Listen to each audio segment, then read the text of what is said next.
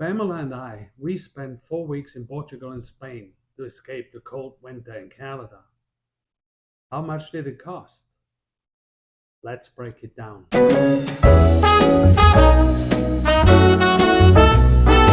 Welcome back, guys, to Carving Out Your Best Life. So, today I'm going to break down how much we have spent for 4 weeks in Portugal and Spain. We did a very nice winter vacation to break up the cold winter in Canada. So, it was a perfect time to go there. The winters in Portugal are very nice and mild. They have around 12 degrees, goes down to 12, 10 degrees Celsius at nighttime, evening times, and around 20, goes up to 22 at daytime. So perfect weather. So not too hot and not too cold. With a light jacket, you can get around very, very well. Okay, folks, let's start with the flights. So the flights we booked directly with Air Portugal, and we decided to book it with Air Portugal because they were like actually cheaper than the brokers like Kayak and that stuff. So it was actually a great deal. So we decided to book with them directly, and also we wanted to have a direct flight, so no layovers, and we wanted to fly from Toronto to Lisbon and from Lisbon to Toronto, so directly and no hocus pocus in between. So that cost us $600 per person. So the round trip for the two of us was $1,200, which I find was really a good deal. On the way there to Portugal, Lisbon, we decided to upgrade the seats. So the seat upgrade costed us another $114 Canadian. So in total, we paid $1,314 for the round trip for the both of us, which I think was really an amazing deal. So uh, great to have it that way. Next thing was accommodation. So we decided to go with hotels rather than Airbnb. We checked it out. We have another video for that. If you want to check it out, it's like Airbnb versus hotel. And it shows you in detail our experience and why we decided to book hotels.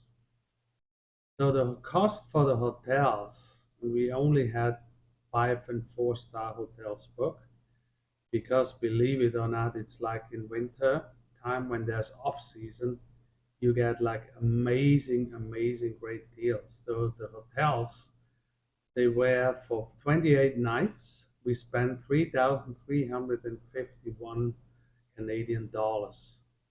For my taste, it's also a very, very, very good deal. So we had an average of 90 euros spent on a night on a 4 or 5 star hotels, which is around 120 between 120 or $130, depends on the conversion of the currency at the time.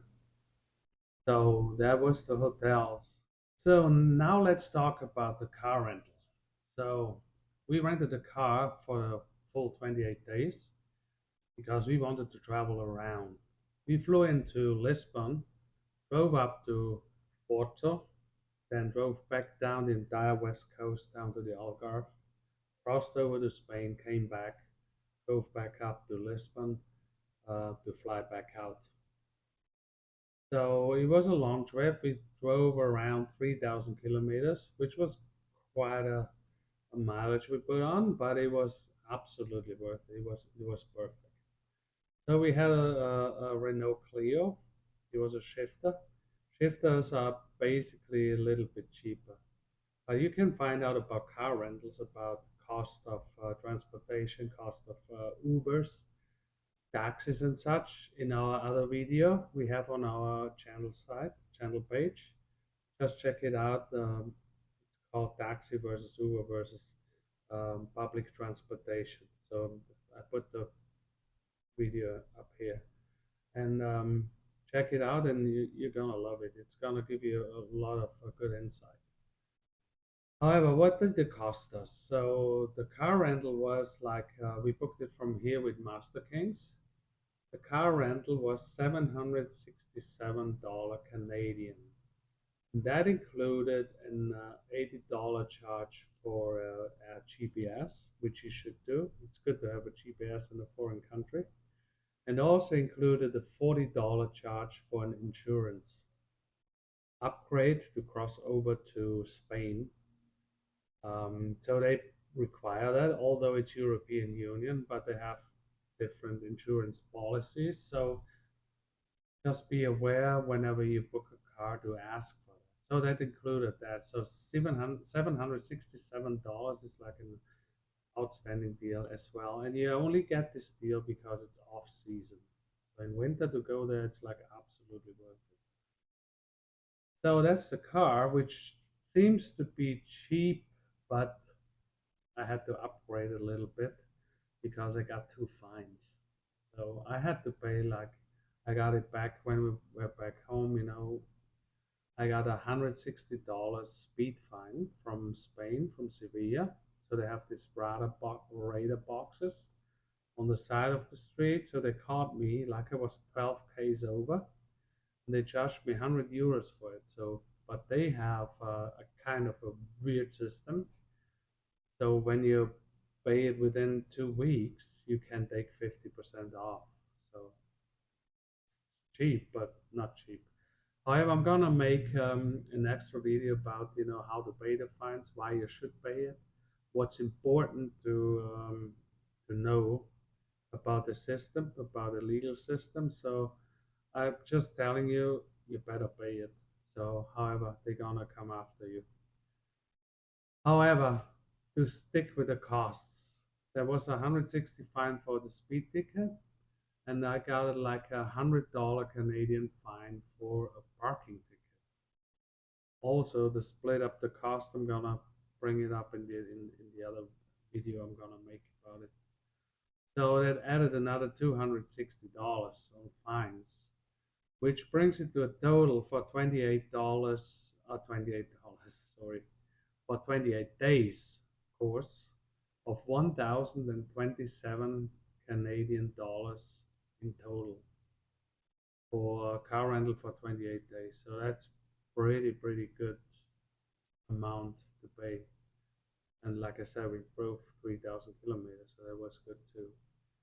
So for the rest of it, what's left over is like gas.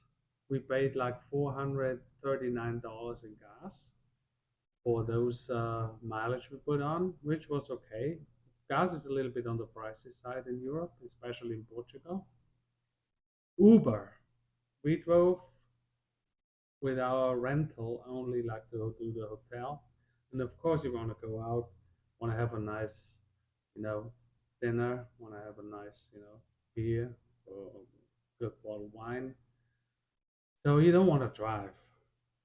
So for Uber, we had 18 trips done. For these 18 trips, we paid $203.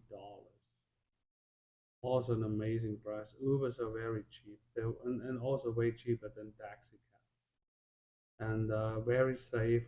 It's amazing. So $203 for Uber. So then we had a cash spending on top of it. So what we did, we went to the bank, we converted some cash, and to have cash in the pockets because we read upon it. So they said it's good to have cash.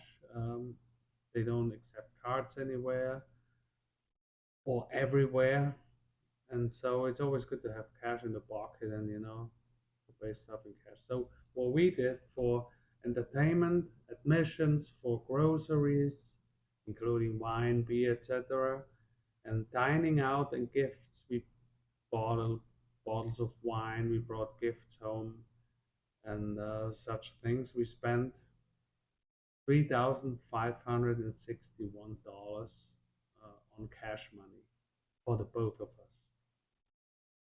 So that was it. What we have spent in 4 weeks in Portugal and Spain. So the total spending for everything included for 28 days was 9,895 Canadian dollars. or 7,440 US dollars, or 6,900 euros. So I personally think it is not a lot of money for what we've got. Like you gotta imagine with a car for 4 weeks. We drove 3,000 kilometers. We paid some fines, but we ate out every day. We only were dining. We paid a little bit for groceries. Sometimes we were tired and just let's stay in the hotel and have some snacks. But mostly we were dining out. We bought lots of gifts. The flights were cheap, the hotels were cheap, and everything was worth it. So around $10,000 Canadian, I think it's a good price. But hey, guys, what do you think? Is that too much? Is it cheap? Is it good? Let us know in the comments below. And please like and subscribe.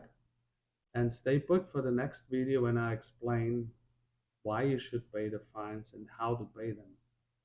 Thanks for watching and see you in the next one.